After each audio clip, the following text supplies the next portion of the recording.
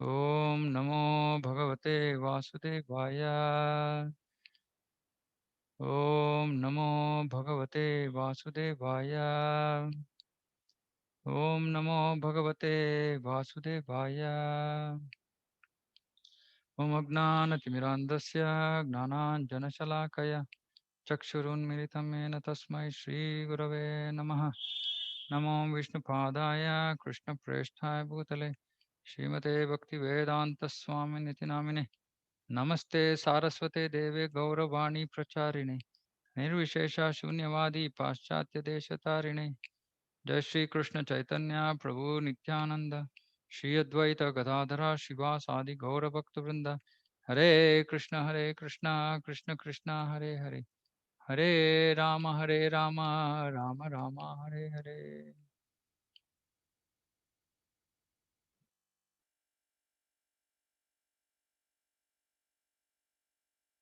Hare Krishna. Welcome all to our Saturday satsang. So last week we had discussed third chapter till verse 16. So we're going to go forward. Okay, so hope all of you have Bhagavad Gita as it is and are reading regularly from it. 17 verse 17. Yastva atmaratireva syad atma triptascha manavah atmanyeva cha santushtas tasya karyam na vidyate. So Krishna here is talking about, karma yoga. That one should, so previously till verse 16 we had said till one should in human form of life follow the cycle of sacrifice, and we said in Kali Yuga the process of sacrifice is Sankirtana. If one doesn't do that, then one verily leads a life of sin, living only for the satisfaction of senses. Now here Krishna is saying, but for one who takes pleasure in the self, whose human life is one of self-realization and who is satisfied in the self only, fully saturated, for him there is no duty. Okay, now actually this whole thing about karma yoga is about duty, right? Like based on our varna and ashrama, we are supposed to do duty as per varna ashrama, as per varna ashrama dharma, whatever is given in the Vedic injunctions we have to follow. Now here what Krishna is saying, but if one takes pleasure in the self, whose human life is one of self realization and who is satisfied in the self only, for him there is no duty. So if somebody has reached this stage, this is a very high stage, okay, where one is taking pleasure in the self, which means that they're very clearly convinced that they're not this body, that they are soul, and that they are servant of Krishna, and they're fully situated on that platform, and they're satisfied with just the activities of bhakti. They don't want anything else. For such a person, there is no duty. Now, on the in the grahastha life, mostly people are all like very interested in karma, like wanting to desire to do something. If suppose say for somebody who is in this active life, we tell them, don't do anything, sit idly. They can't, right? Because so used to activity, right? Like we shouldn't artificially curtail this, right? If suppose somebody has a inclination towards doing work, then they should work. Okay, but for this person in this verse, he doesn't want to do any work. He's satisfied in his activity. Like for example, if suppose say we say next 1 week, don't do any work.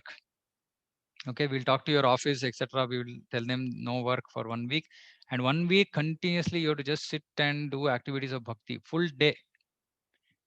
It might not be possible for us because we have not reached that level of purification. So one who has actually reached that level of purification, that is why Prabhupada in the purport says one who is fully Krishna conscious. That means that he's completely pure. Right? No, such person can possibly do that. But for others, they'll be like jittery. Oh, okay, no, I have to do. I'm feeling like incomplete. Something, I have to do some work. I can't just keep doing bhakti all the time, right? Because they have that inclination to do work. Such persons, this is not for them, right? So those who are inclined to work, this verse is not for them. This verse is for those who don't have any specific inclination to work, but moreover they have completely engaged in self-realization, in bhakti, and they are taking full pleasure in bhakti, which means that they know that okay, this is the goal in life. When they're doing chanting, they are finding happiness. When they're doing other activities of bhakti, they're finding happiness. So they're satisfied. Okay, I don't need anything else. They're completely surrendered to the Lord. For such a person, if suppose say he, of course, now giving up duty means what? Like, see, we know of very great devotees who were not even earning, who were simply depending on the Lord, like completely, like no bank balance, nothing, right? Simply depending on the Lord, saying, okay, I mean, like in Maharashtra, there are so many saints. In Karnataka, there are so many saints, right? Who are simply dependent on the Lord. They are like not even bothered about their maintenance as well, neither that of their family. No, for such people, they won't be standing in front of the Lord and praying, okay, Krishna, like, what will happen to next meal? Where is it going to come? What about this problem, that problem? They're not worried. They've crossed that stage. This is not artificial. They have crossed that stage in the sense those thoughts never come to their mind. They are simply engaged in the service of the Lord. Very, very exalted, very, very high position. Very, very high position. So one who has reached that stage, for him there is no duty, because even if you ask him to do some duty, it will result in problem, because his mind is not there at all. His mind is somewhere. Hmm? But for most others, we need to do some work, so we engage in work, and then we do karma yoga, which means that we take the results, we offer it to Krishna, and we engage parallelly in the activities of bhakti, and slowly we move towards this exalted stage. Right? But if somebody has reached this stage and he is ready to do full-time devotional service and ready to give up his duty, and if the guru recognizes this, because this is not a self decision, it can't be like I will just decide saying that one day, okay, I'm going to give up work. No, it can't be, because we might be taking a whimsical decision, right? So this decision has to be taken in consultation with guru, right? So, and the guru should be able to say that okay, this person is actually in that mode, has reached that stage, right? So for such a person can give up duty. This is a very, very high position, as in we shouldn't imitate this. We shouldn't imitate this, because we have responsibilities, right? We have many times, we might even take escape route and say that, oh, okay, no, I'm doing bhakti, no, Krishna says in Bhagavad Gita that I can give up my duty. No, right? So we can't take it as an escape route, right? So we have to be really at that platform of full surrender to the Lord, fully Krishna conscious. That means that we have absolutely zero connection with this world at all, right? Such people can take this decision. And of course, for grihasthas, if only husband has reached that stage, and rest of the family has not, then it is again a conversation with the guru. Guru has to take a call in terms of how to approach. We can't just like say one fine day, okay, drop, right? Because Raghunath Das Goswami, one of our acharya, so Goswami, one of the six Goswami. So he was from childhood he had an opportunity to serve Chaitanya Mahaprabhu, and he was a great devotee. He had no interest in family life, but then his parents actually they get him married to a very beautiful girl. Shastra says like she was as good as like heavenly, like somebody who's come from the heavenly planets. And he had so much of money. He had everything. He had everything that a man would desire in life, in material life, right? But his heart was not in it at all. So many times he goes to Chaitanya Mahaprabhu and asks him, saying that, can I come out? Can I come out of my? I can't do this. Chaitanya Mahaprabhu at least twice tells him, saying that no, you go back to your home and you just do your duty and don't be attached. Be detached to your work Just do your duty and continue your bhakti. He doesn't allow him to just come out immediately. And then a third time, actually, he gets the indication and then he runs away from home. Because he's just not able to do it. He's like, I can't for a moment be without serving Chaitanya Mahaprabhu, or without, doing only bhakti. Right? So that decision has to be taken by Guru. We shouldn't end up in this whimsically, and even if it happens, it has to happen over many years of contemplation, discussion, etc., etc. Right? But this is this is something that we should all aspire for, that we should reach this stage, if not now, in many years, few years to come, at least, close to Vanaprastha, at least, when we are almost done with our material duties, at least we should develop this desire to be able to engage in Krishna's service full time, right? Uh, Not like I am again re-emphasizing this. We cannot do this whimsically. We cannot just drop the ball, right? So it is a very, very careful decision, and taken by Guru, who's who understands the devotee's nature, and then takes a call. Okay, but Krishna is talking about this in Karma Yoga, that who have not reached that stage, they have to do their duty. Who have reached this stage, they don't have to do their duty. Now, please don't think that I am advocating this. It is just the words under discussion. So I'm saying it is fine. It can be done, provided somebody reaches that stage, right? And reaching that stage is not easy. We shouldn't artificially imitate this and then create problems not only for us but for everybody else around us. And it is not an independent decision to be taken. It is a decision to be taken in conjunction with Guru Maharaj. Okay. So this is verse 17. Verse 18, Naiva tasya kritenartho nakriteneha kaschana nachasya sarvabhuteshu kaschid dartavya pashrayah. A self-realized man has no purpose to fulfill in the discharge of his prescribed duties, nor has he any reason not to perform such work, nor has he any need to depend on any other living being. So this is another important characteristic. So somebody who is completely self-realized, he doesn't depend on anybody else, right? In our life, we depend on people. Right? Oh, I depend on this person for this, that person for this. Person doesn't depend on anybody. It simply depends on the Lord. Like I said, like even for food. So many of our, sannyasis in ISKCON, they have no idea where they will be, where they'll be preaching.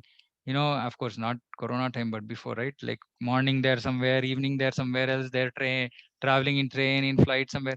No, they don't really bother. Okay, here will there be prasadam for me? Would they have taken care of my living? Nothing. They will just in the service of the Lord. They're, Prabhupada also so many times in when he was in the West, his disciples gave him, of course, initially when he went to the West, he was in like living in very difficult conditions. He was almost, he was almost killed by a person with whom he was staying in one of the houses. He was, co-rented a place, right? But for the service of the Lord, he was okay to accept any kind of condition. Then when as his movement grew, then his disciples gave him very comfortable situations, right? Very royal houses, cars, this, that, and all that, because you have to treat Guru as good as Krishna. He was not Prabhupada was not attached to any of this. So when he came back to India, he was in Mayapur for the temple, and he was there. When he came there, there is no proper arrangement at all. There's not even like a proper room, right? Like Prabhupada did not say even a word. He didn't say, "What is this? You not made any arrangements for me?" No, absolutely disconnected. Okay, I just have to live somewhere. I have to sleep. If Krishna gives that, it's fine. Otherwise, it's fine. Right? Really exalted personalities, and no asking Krishna for any of this. Give me my daily bread, my shelter, my children, my this, my that. Nothing.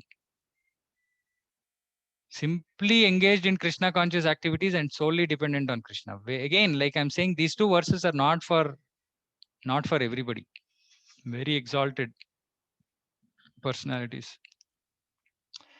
Verse 19. Tasmad asakta satatam karyam karma samachara asakto hyacharan karma paramapnoti purusha. Now he's saying, okay, now it's fine, don't worry, that is not for you.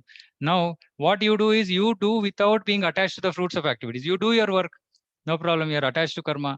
You do your work, but do without being attached to your to the fruits of your activities, because one should act as a matter of duty. For by working without attachment, one attains the supreme. So he's saying now alternate mechanism. So previous two verses he said, for the exalted devotee, he will give up his work. He will engage completely in the service of the Lord, right? But for those who are attached to work, he's saying, no problem. You work, but you should be completely detached from your work, from the fruits of your work. You should just do it as a matter of duty. By working without attachment, you can achieve supreme. You can attain the supreme. Right now, one might ask, okay, how can one attain supreme by not being attached? Right? Actually, this not being attached, it over a period of time, actually, Vasudeva Bhagavati Bhakti Yoga Prayojitaha Janaiti Ashu Vairagyam Gnanam Cha Yad Ahaitukam. If you are doing bhakti properly, doing the chanting process, reading, hearing, associating with devotees, prasadam, etc., then Gnanam Cha Yad Ahaitukam, Gnana and Tyaga, renunciation, right? Both of them appear in the devotee.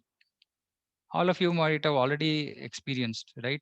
A little bit of renunciation would have come to small things that used to get attached to. Now you won't have any attachment, because the chanting process, the process of bhakti is like that, right? So when as we engage in the activities of bhakti, automatically we become detached. Now, on top of that, if we become detached from the fruits of our result work also, then that detachment automatically increases. Now, see, the other thing is, when we are too attached to the fruits of work, then we will also engage so much, right? We will do atyahara, we will do prayasa, sorry, we'll do prayasa, we will do too much of endeavor. We'll put too much of endeavor to promotion, increase salary, change job. Now, what will happen with all this? Because we are attached to the fruits, what will happen? Our focus is not on Krishna. Our focus is on our work and whatever we are trying to achieve out of the work. So we become work conscious, not Krishna conscious. So one who is detached from the fruits of his work, he is not bothered. Okay, I'm getting something. Is it enough for my livelihood? Yes, it is enough. And these devotees, they don't bother about tomorrow. What tomorrow is, okay, let me save. Let me save for tomorrow. They don't. They just, okay, this is what Krishna is saying. Fine. Okay, whatever Krishna is giving, if there is some saving possible, okay, that's fine. But I'm not going to do extra endeavor to say, okay, I'm going to get another job. I should get 30% more salary and thereby 30% more bondage, because if I get more money, I have to work more, right? Nobody is going to give money if you're not going to work, right? So more money means more responsibility, right? So he's not interested in that. He's saying, okay, Krishna is giving me X, in that I'm able to manage, that's fine. I'm not going to bother. If Krishna gives me money tomorrow, I will take it, otherwise it's fine. If we work like this automatically, because the focus of our life will be Krishna, we will attain the supreme.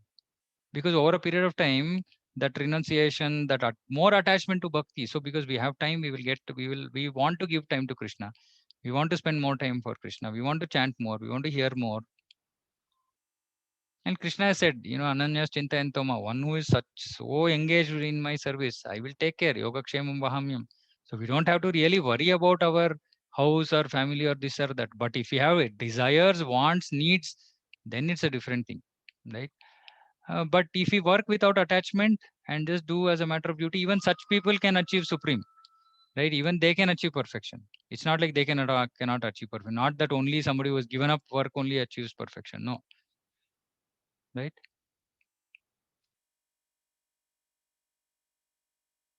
Yeah.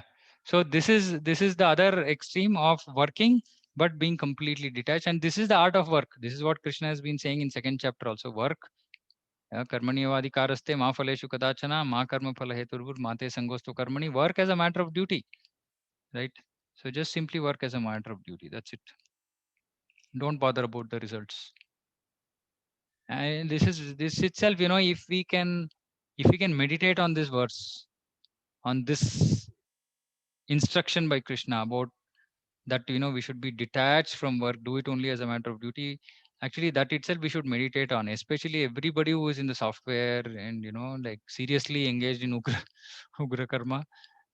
We should think about this, right? Saying, like, how attached am I? Okay, am I just doing it as a matter of duty? Then it's okay. Then it doesn't matter. Am I running behind result? For what am I running behind result? how much is my consciousness in Krishna, how much of my consciousness is in my work and achievement and position and promotion and name and fame and this and that. We should introspect. It's a very important thing for people who are working.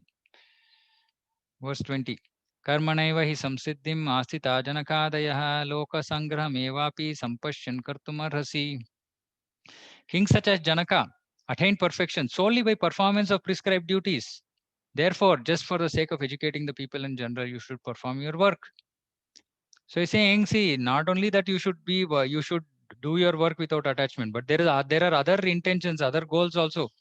Because one is, like kings like Janaka, they achieved perfection because they worked like this. No, not only that, they also worked for the sake of educating people in general, because Janaka was a king.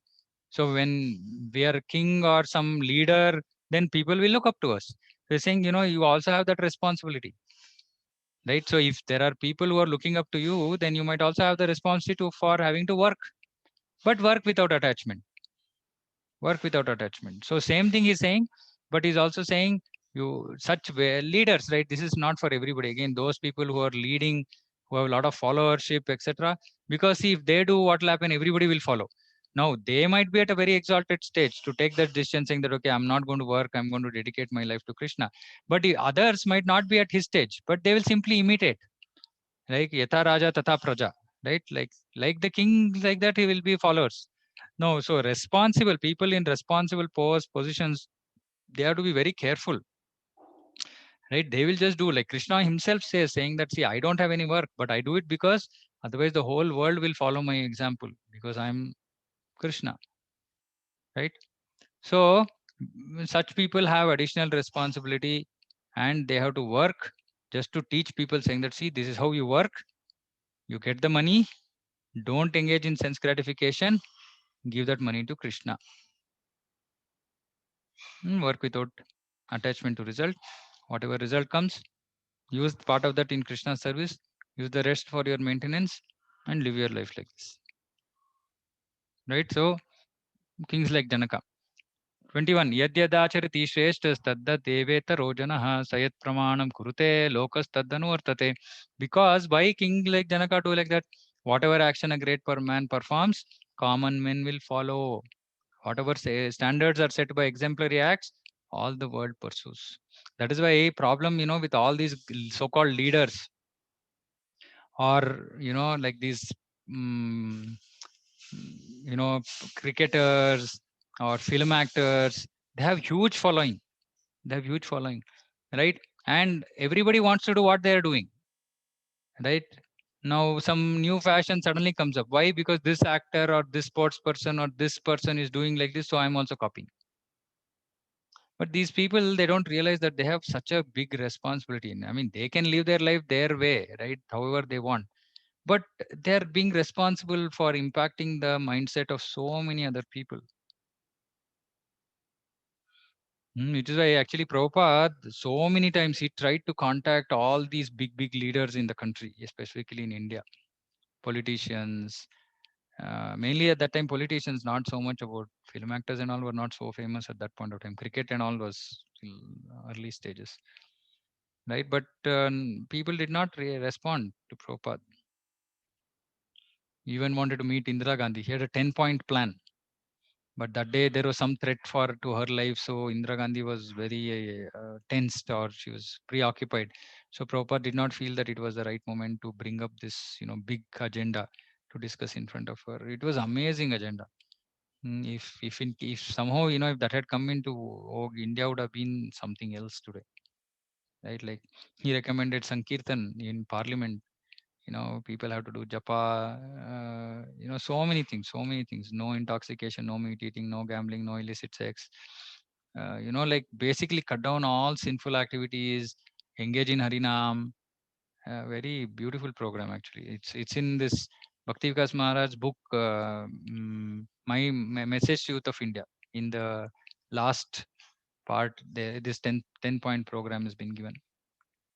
Right. So because these great men had so much of they have so much of responsibility on their shoulders, but they are very irresponsible themselves. They themselves don't know what is right, what is wrong. How can they lead others? but still others follow them. Whether they are worth being worth following or not, people still follow them. Right. So ideally, I mean, we are also leaders. All of us are leaders in our own homes. Um, right. Somebody is looking at us. Somebody is seeing how we are behaving. Um, so it's very important that we also develop exemplary behavior. We we should always, I remember this statement by Prabhupada. Always he says, "Don't act like an ordinary person. Don't act like an ordinary person." If we act like ordinary people, then what is the difference between a devotee and a non-devotee? No difference. So this is a very nice guidance to follow, right? Like whenever we are in some situation, you think, okay, what would an ordinary non-devotee, what would we have done? Okay, he might have done like this, because we know, right? What we were before coming to Krishna consciousness. And then you say, okay, now that I'm in Krishna consciousness, will it be the same behavior or should it be different behavior? If it is same behavior, why? If it is different behavior, why? Right? Because we have to become responsible. We have to, like, see, first of all, human life is of responsibility. I mean, moreover, devotee life is even of more responsibility. Hmm? So many sometimes devotees take guidance from other devotees. For those devotees, it's even more responsibility. Can't be careless, right? So this is important, because then, when we set the right examples, other people will follow. It should do good for them. It should not create problems for them. Hmm? So this is also important consideration for those people who are leaders. And like I said, at home we are leaders. As mother we are leaders, father we are leaders, brother we are leaders.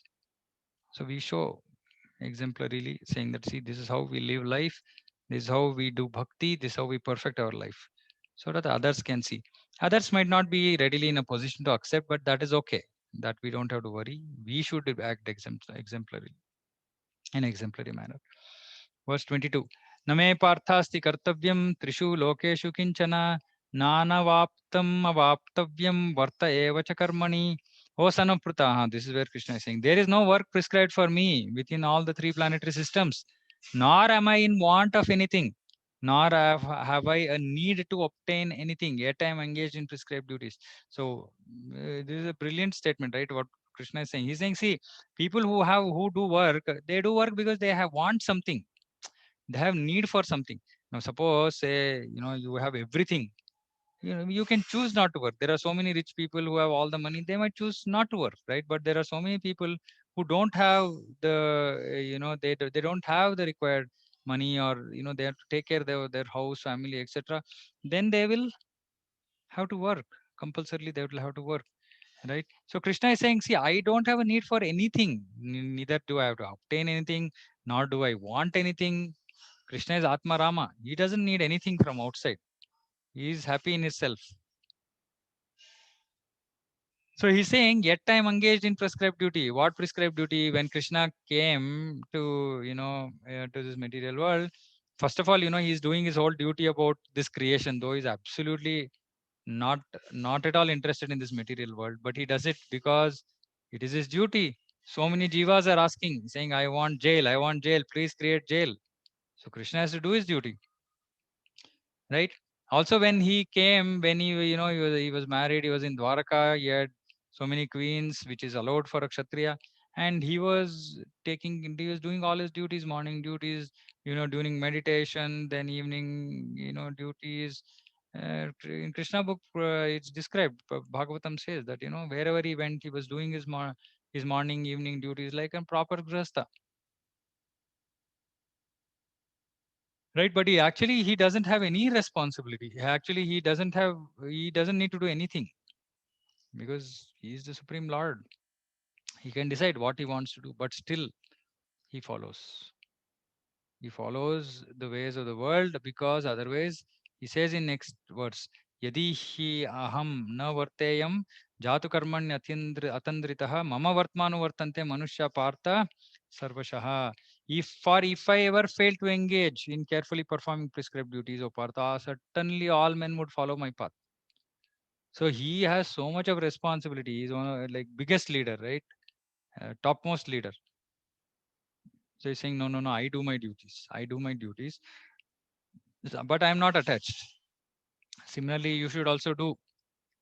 उत्सीदयोरिमे लोका न कुर्यां कर्म चेदहं शङ्करस्य च कर्तास्याम् उपहन्याम् इमा प्रजाः. If I did not perform my prescribed duties, all these worlds would be put to ruination. I would be the cause of creating unwanted population, and I would thereby destroy the peace of all living entities. So he's saying, see, all this world would be put to ruination. Why? Because if he doesn't, if this material world doesn't function properly the way it has to, like time to time, sun, moon, water, rain, everything has to is happening properly. If suppose say he becomes careless about it, right? Then what will happen to this world? It will be ruined. Hmm? So that is why Krishna is saying, no, I can't do that. I am the creator. I have so much of responsibility, right? So I perform my duties perfectly, right? And he also says, like, we should not imitate these great people. Like, for example, people want to imitate Lord Shiva. He drank that, kalahala, that poison, right? People, because they say, okay, he drank that poison, we will take ganja, which is also poison, right? No, but this is stupidity. Person might die because of that, right? Um, so we shouldn't imitate such leaders, right? We should know what our limitations are and we should act accordingly, right? We should, but those who are leaders, they should do whatever they can, whatever is in their power, right? But do it the right way so that people will follow them and understand that this is the way of living life. See, the problem in Kali Yuga is there are no exemplary leaders who actually know dharma. So we are completely misguided if we want to go with all these, so-called famous people. So for us, the most famous person is Krishna, right? So we go with Bhagavad Gita and we understand, okay, this is how we have to live life. We don't have to see, because normally people are looking up to some people. Oh, okay, he's a mentor, he's a mentor. So no, we don't want any mentors. We want only Krishna and Krishna's devotees as mentors.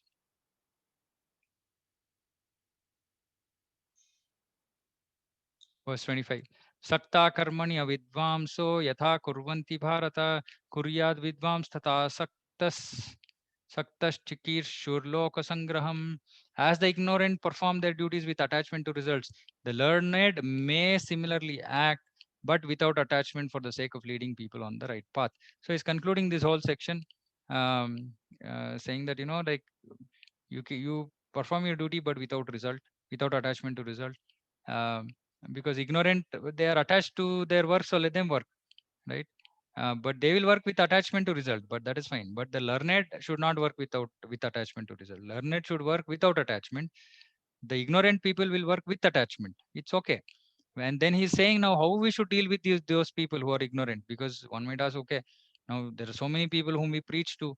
People are not readily, detached from their results and all that. How should we preach to them? So Krishna is saying, न बुद्धिभेदं जनयेत् अज्ञानं कर्मसंगिनां जोषयेत् सर्वकर्माणि विद्वां युक्तः समाचरन्.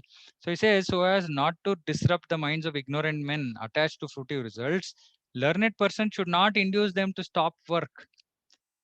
Right? Suppose say somebody is come new to Krishna consciousness and he's doing some work, whatever work he's doing, and maybe we have made some progress, and we think, okay, should not be attached to result. We should do work as a matter of duty.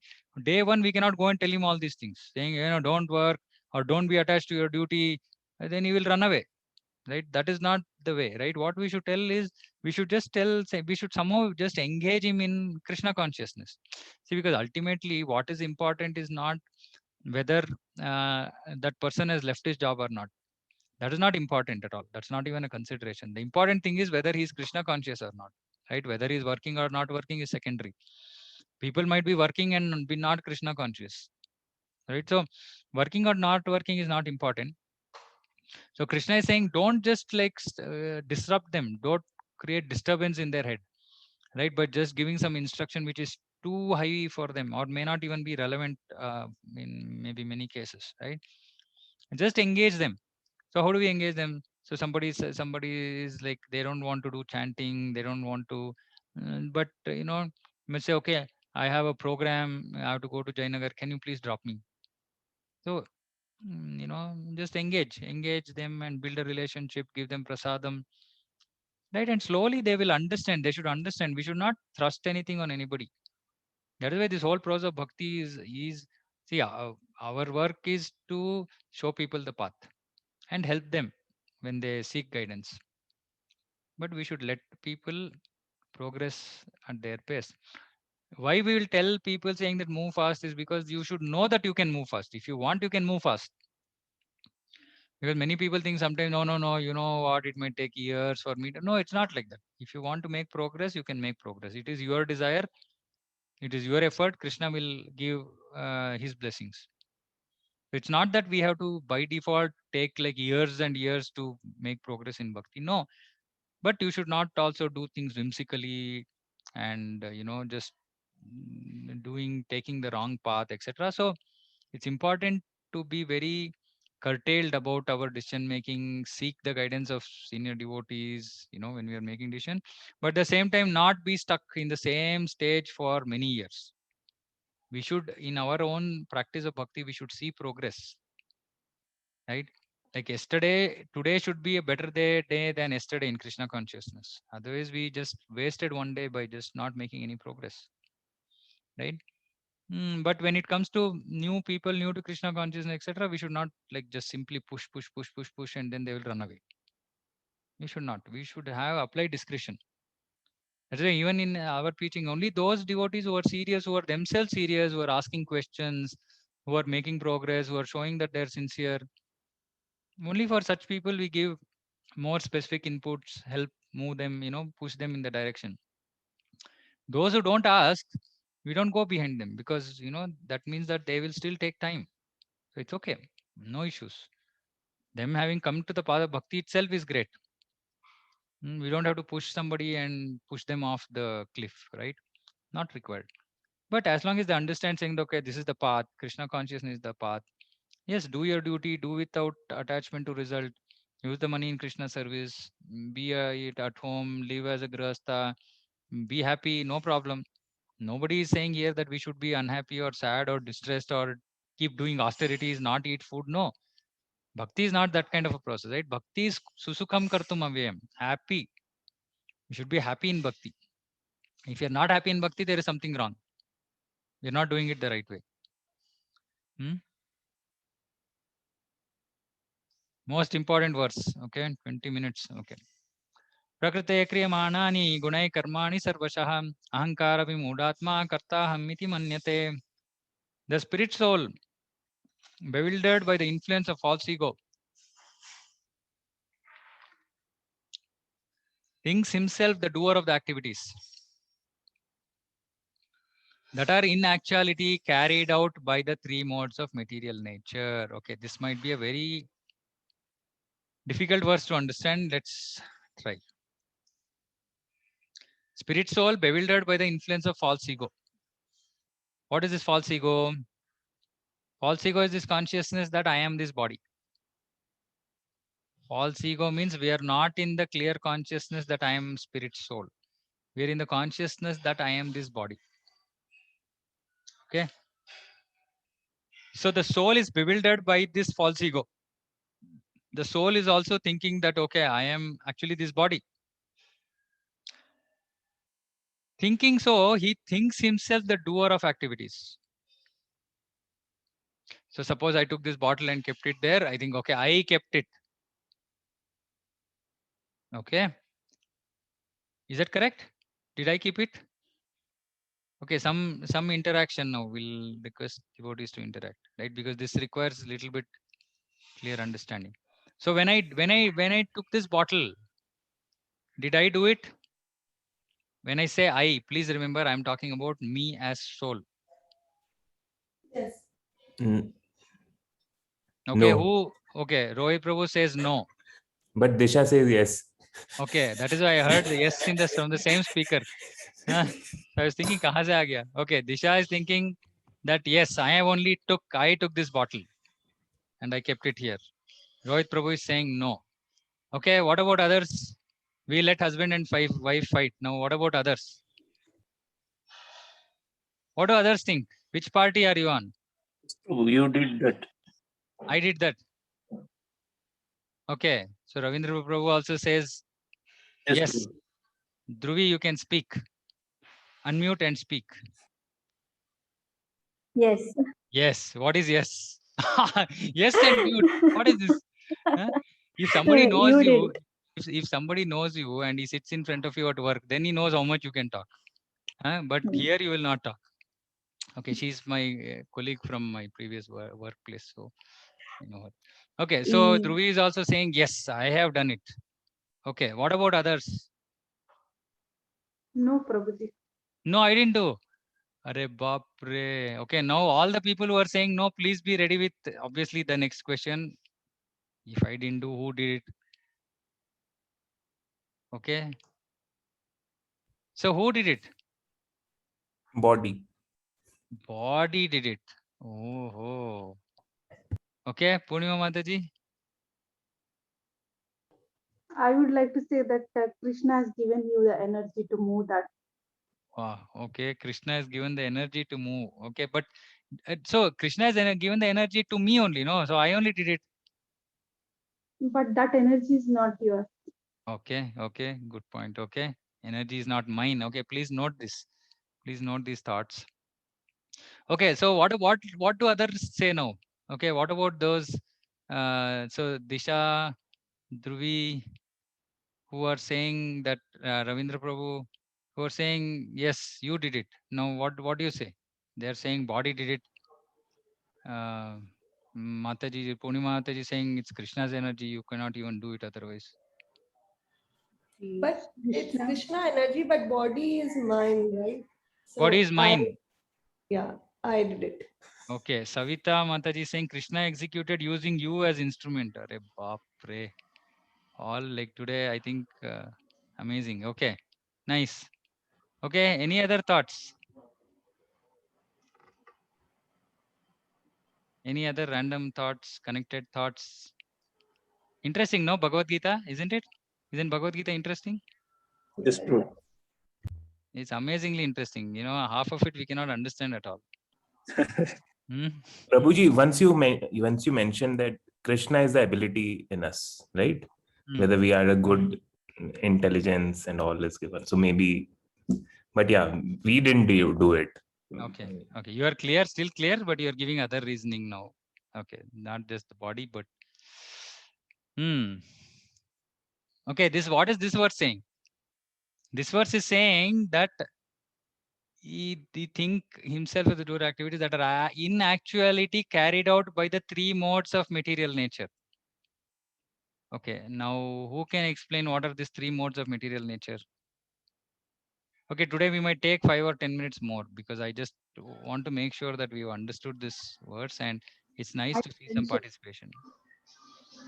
5 senses. 5 senses, okay, 5 senses, okay. What are the modes of nature?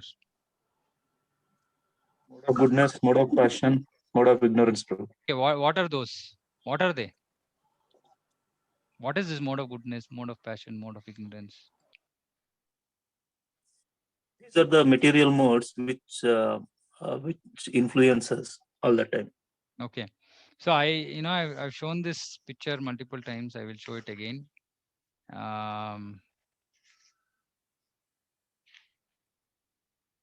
Please remember this. We should never forget this. Where is this picture? Yeah. So this picture visible, Yes, Prabhu. right? So this is okay. Let me spotlight myself 1 second. Focus is going off. Yeah. So this one, right? This is us here. Where is that? Here, right? This is us. And these are three modes: Sattva Guna, Rajoguna, Tamaguna. And they are you can see strings, right? They're all strings. We are all stringed, but these strings are invisible. They're not visible strings. So we are actually bound. We are forced to act. So we'll talk about these modes a little bit later. But we are forced to act. So when we say body is acting, actually it is not body because body is dead, inert matter.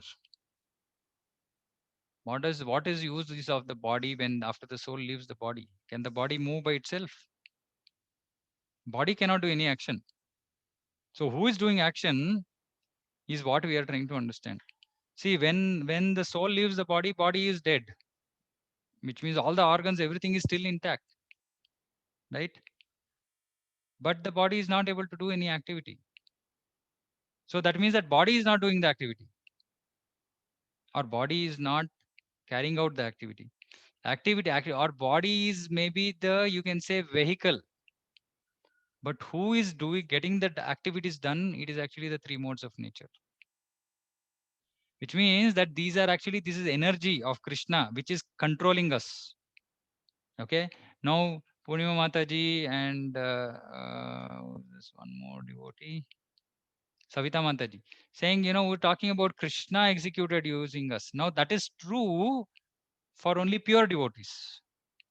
That is not true for devotees who are not pure. So there are two kinds of devotees. One is a devotee who is still in the modes of nature, which means that he is not yet reached the pure state. Then there is the pure devotee. For a pure devotee, Krishna directly controls his senses because he is Rishikesha, right? So it directly controls the senses of the person who is surrendered to Krishna. But those who are not, who are still in the initial stages of bhakti, or who are not into bhakti also, for them it is the modes.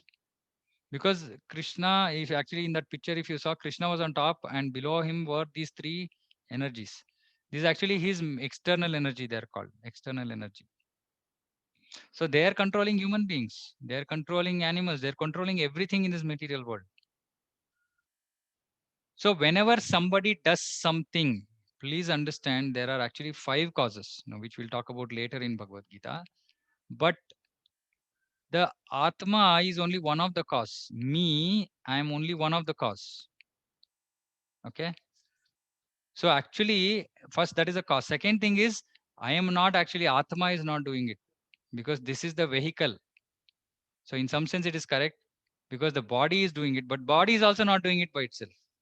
It is being carried out by the modes of nature, which are actually controlling us. Right. And these modes actually, they influence us based on our previous karma. So based on the kind of life we have lived in the past, we would have developed certain kind of nature. That means that we would be so much in the mode of control of mode of goodness, so much control in mode of passion, so much control in mode of ignorance, and accordingly we will act. So we are actually controlled by the modes, and hence we do whatever we are doing. But like I said, if we are a pure devotee, if we have come to bhakti, if we are doing the process of bhakti and we reach pure states, of course, even in bhakti, it's not like we have to reach completely pure state, but as we progress in bhakti, to the extent of our surrender to Krishna, to that extent, this control of Krishna's energies will reduce. Directly, Krishna will control us to the extent of our surrender. Okay, so till then, we are under the control of Krishna's energy, and we act according to her. Of course, we will desire, as Atma, we desire. Okay, we desire, okay, I want to drink water, so I am doing this, but I am not actually doing this. I, as in the soul, is not picking up the bottle. The soul only desired, okay, I want to drink some water. But who carried out the activity? It is actually the modes of nature. How modes of nature involve in these small activities like drinking water? Everything modes, like for example, see, like, okay, there's a biological connection also, right? Like, for example, why do we drink water? Because if you're thirsty, right? If you're thirsty means actually there is more heat in the body, so we drink water to quench the thirst. Now why is there more heat in the body? Because of karma phala. See, there is nothing which is happening independently. Unless it is extreme, like, see, unless I'm in hot sun in a desert, where I'm bound to be thirsty. Now I'm sitting, it's like a cool environment, but I'm just feeling like drinking water. No, because my body temperature is increased. Now when my body temperature increase, I need water. Now why will my body temperature increase? Because of my karma phala. Right? Everything is connected. We should understand this clearly, right? If we think that we are doing something independently, we are not thinking right. The only thing that we do independently is reacting to a situation. So I am feeling like drinking water, right? Now I may decide not to drink water. I decide, okay, now I'm not going to drink water. Now that is because I am using my free will now, saying that, okay, though I'm feeling thirsty, I'm not going to drink water. But that is also possible only for, I mean, I'm just giving this example, simple example, but those who are only in Krishna consciousness can decide how to react to situations because they are surrendered to Krishna. They have that extra strength to decide. Otherwise, so I'll give you a more simple example, right? Like I slapped somebody or somebody slapped me. Let me take, why should I go and slap somebody? Somebody slapped me, right? Now, when somebody slapped me, my actual reaction is I'll slap him back, isn't it? Huh? But if I'm a devotee, I can then think and say, oh, okay, he slapped me. Why should I slap him back? This is my karma phala. This is what Krishna desires. So I'll keep quiet. Now, this control is not there for ordinary people because they're controlled by their modes. So he'll immediately he will slap. You understand? So even in normal activity, slapping somebody is a normal activity. Whatever, as in what is abnormal in that way. And how abnormal is normal is hitting somebody versus drinking water. Okay, okay. Savita Mataji is asking something. Okay, let me come to that. Right. So the point here is that every action is being carried out by the modes we desire. So there are two things we should understand. One is there is karma phala coming to us. Now, when karma phala is coming to us, we have absolutely no control over it. So, for example, this bottle has to hit me. It is karma phala. It will happen. I cannot avoid it. I have no strength to avoid it. Okay. Now that is happening, like for example, me hitting somebody, that is karma phala. It is just coming and it is going to happen, right? Now when that karma phala comes to me, then I have the freedom to decide what I want to do. Naturally, if I'm under the control of the modes, then I will slap him back.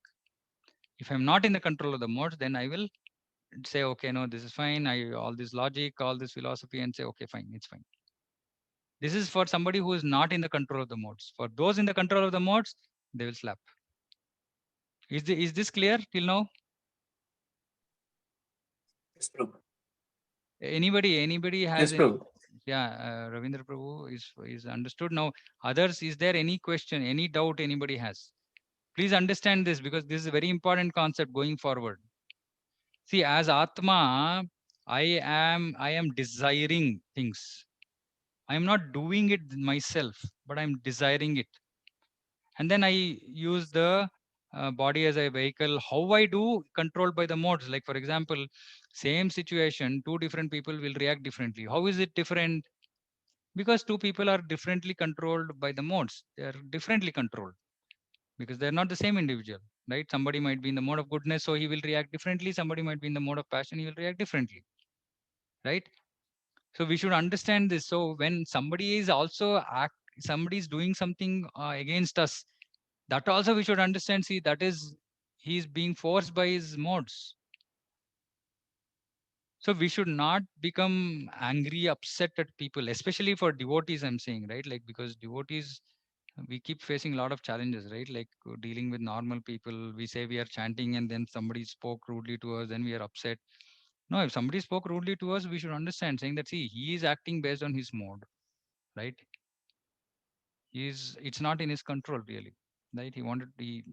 Maybe it was my past karma that he had to say that.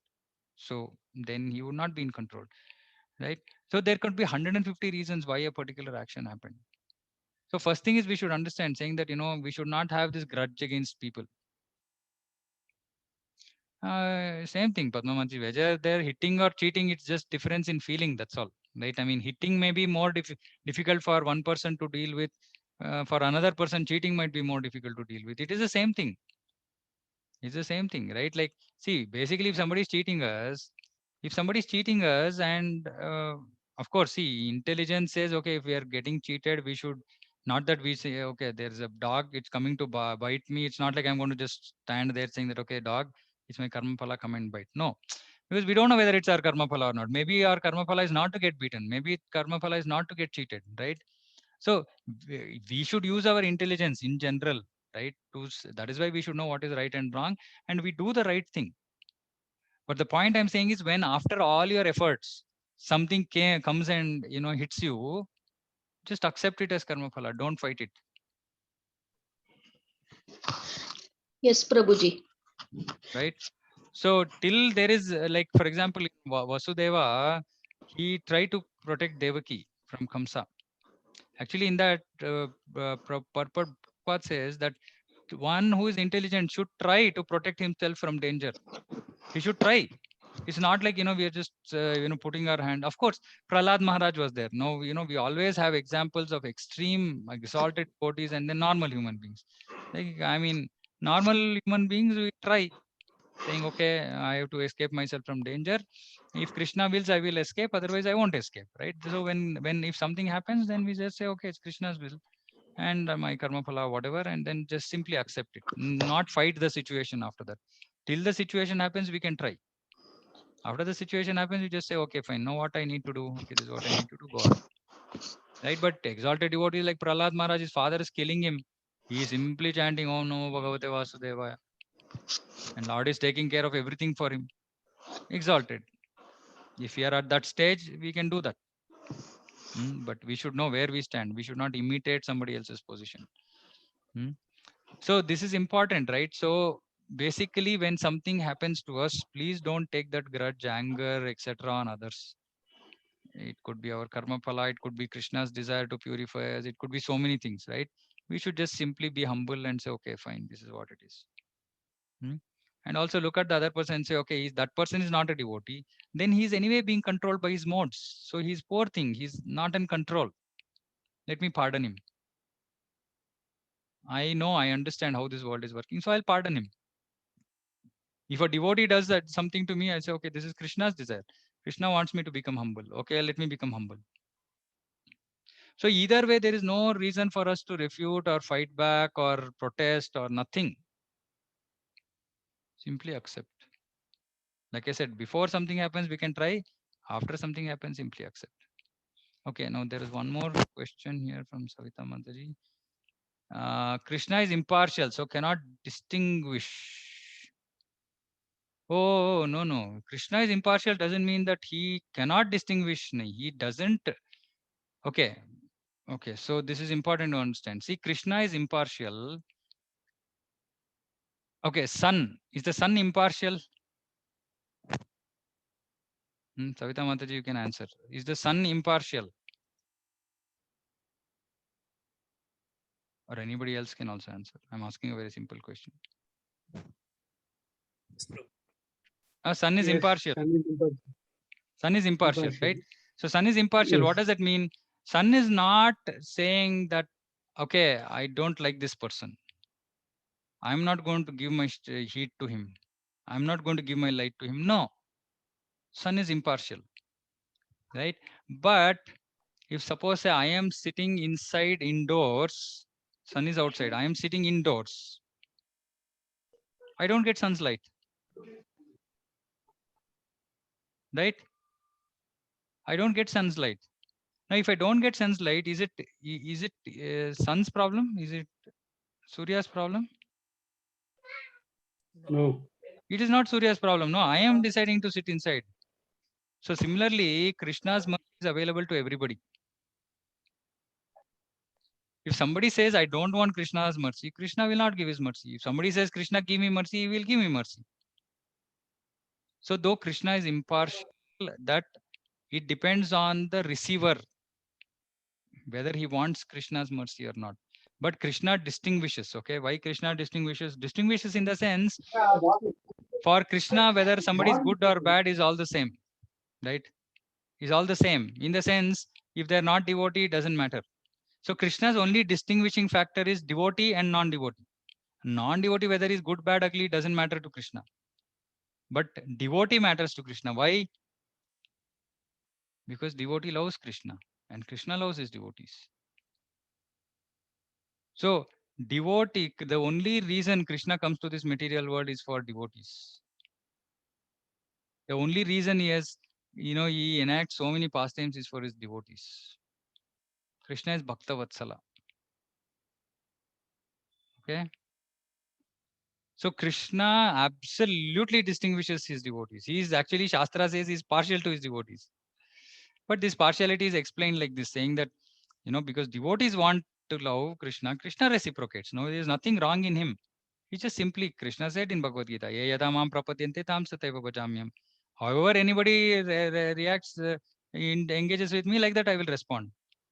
So if I want to love Krishna in a particular way, Krishna will give me the facility. It is not his, he doesn't hold it back. That way he is impartial. But somebody says, Krishna, who cares? You say, okay, fine. I'm fine with that also because I'm impartial. Right? But it's not that he doesn't have distinguishing, he cannot discriminate. He'll also discriminate, devotees also discriminate. But this discrimination is with an understanding. For example, okay, like I said, okay, this person is not a devotee, but he's doing something wrong.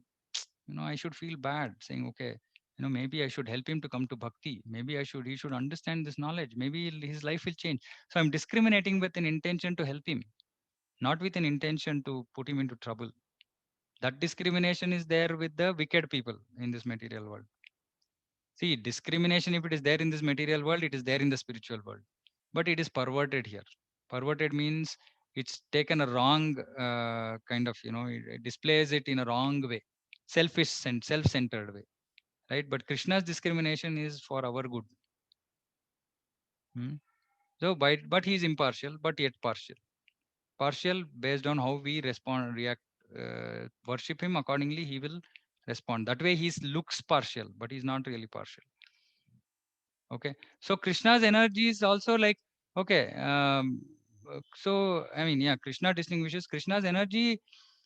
See, Krishna's energy, we cannot, okay, Krishna's energy are under Krishna's control, especially this material energy is under Krishna's control, and it acts exactly like Krishna has, it's like a rule book.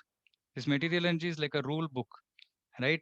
It's like, if this happens, this has to be done, this happens, this has to be done. So the energies just stick to those rules, right? And there is a distinction of good and bad in this world, because this world is full of dualities, and it has to be there, because if bad is done, then there has to be punishment. If good is done, there has to be reward. So discrimination is there. But the energy is by themselves, they don't distinguish, saying that, okay, this man is bad, so I will do some harm to him. No, energies are like our nature, right? Like, just think about it like that, right? Like, it is our nature. Our nature is being what should I say, the mechanism for us to behave or show our behavior, show our nature, is through the modes. So it's like a mechanism to express our nature, right? Like, if I'm by nature I'm lazy, then my body, my whole nature will be such that, like, I will sleep. So mode of ignorance will have her influence on me more, so that I will be sleeping. But it is because of my nature that mode of ignorance is having that impact on me, right? It's a very complicated topic. So simply to understand, we are under the control of modes of nature, okay? Because we are bound, we have karma phala. So based on our karma phala, modes have control on us and make us do certain things based on our previous karma phala. But one who is surrendered to Krishna, one who knows that he is not this body, he is spirit soul, he will understand this, and he will use his free will to only decide things that are right, that are expected by Krishna, and not simply react to situations. People in this material world simply react to situations without thinking, right? We as devotees, practicing devotees, we should not simply react to situations. We should have self-control. We should think about what is happening, see from the view perspective of Shastra, and then decide our course of action. Okay, so this is very important, because this verse distinguishes a devotee and a person who is not a devotee of Krishna. Devotee is a person not a devotee of Krishna is completely under the modes, very helpless situation. Person who is a devotee practicing, to the extent he surrendered to Krishna, to that extent he becomes free from the control of the modes. And Krishna anyway tells Arjuna, Traigunya Vishaveda Nistraigunya Bhavarjuna. So we are on the path to completely get out of this control of these three modes. That is, and when we do that, we actually achieve what is called as Brahma Bhuta stage, liberation. Okay. So this we end with this verse 27. So we finished. We did from verse 17 to 27 today. Okay, so just to summarize, somebody who is exalted, who's reached a very high stage in bhakti, for him there is no duty. But for others, one can do their duty, but completely without attachment, no attachment.